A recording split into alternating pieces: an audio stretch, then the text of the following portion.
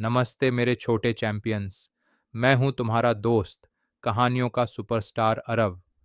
आज हम मिलकर करेंगे एक धमाकेदार सफर, एक नई, एकदम झक्कास कहानी में। क्या तुम तैयार हो इस रोमांच के लिए? तो चलो, हो जाओ शुरू।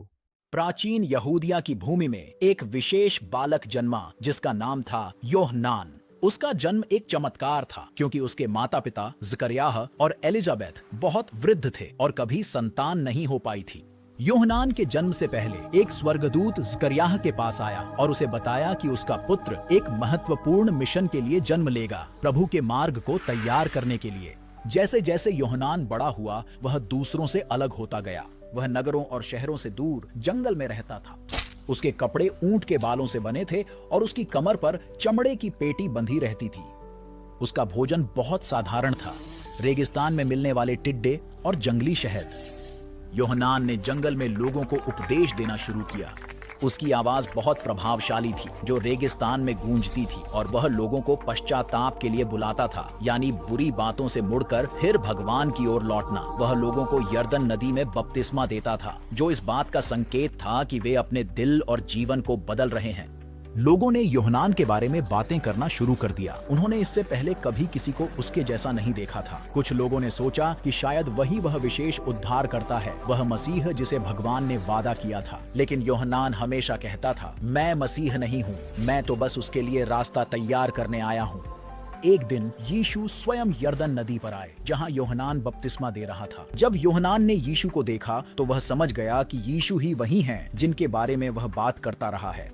उसने कहा, देखो, यह परमेश्वर का मेमना है जो संसार का पाप दूर करता है।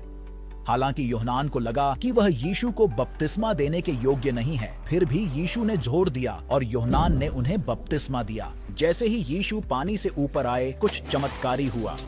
आकाश खुल गया और परमेश्वर का आत्मा कबूतर के रूप में उतरकर यीशु पर ठहर गया और स्वर्ग से एक आवाज आई, यह मेरा प्रिय पुत्र है जिससे मैं बहुत प्रसन्न हूँ।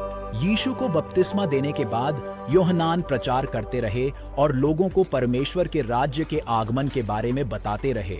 लेकिन सभी को योहनान की बातें पसंद नहीं आईं। वह ईमानदार थे और जब लोग गलत काम करते थे तो उन्हें यहाँ तक कि राजा हेरोदेस को भी टोकते थे। इससे योहनान मुसीबत में पड़ गए और अंततः उन्हें गिरफ्तार कर लिया गया। योहनान का जीवन दुखद रूप से समाप्त हुआ। हेरोदेस की बेटी के अनुरोध पर, जिसे उसकी मां हेरोदिया ने उकसाया था, जो योहनान की आलोचनाओं को पसंद नहीं करती थी, योहनान को मार दिया गया। बाइबल में योहनान की भूमिका हमें यह सिखाती है कि साहसी होना और सच बोलना कितना महत्वपूर्ण है, भले ही वह कितना भी कठिन क्यों न हो। तो मेरे प्यारे दोस्तों, कैसी लगी ये कहानी? अगर मज़ा आया हो तो इस वीडियो को अभी लाइक करो, अपने सारे दोस्तों को दिखाओ और हाँ, हमारे चैनल को ज़रूर सब्सक्राइब करना और वो घंटी दिख रही है ना, उसे दबा दो ताकि अगली कहानी सबसे पहले तुम्हें मिले। अगली बार फिर धमाल मचाएंगे। तब तक के लिए बाय बाय।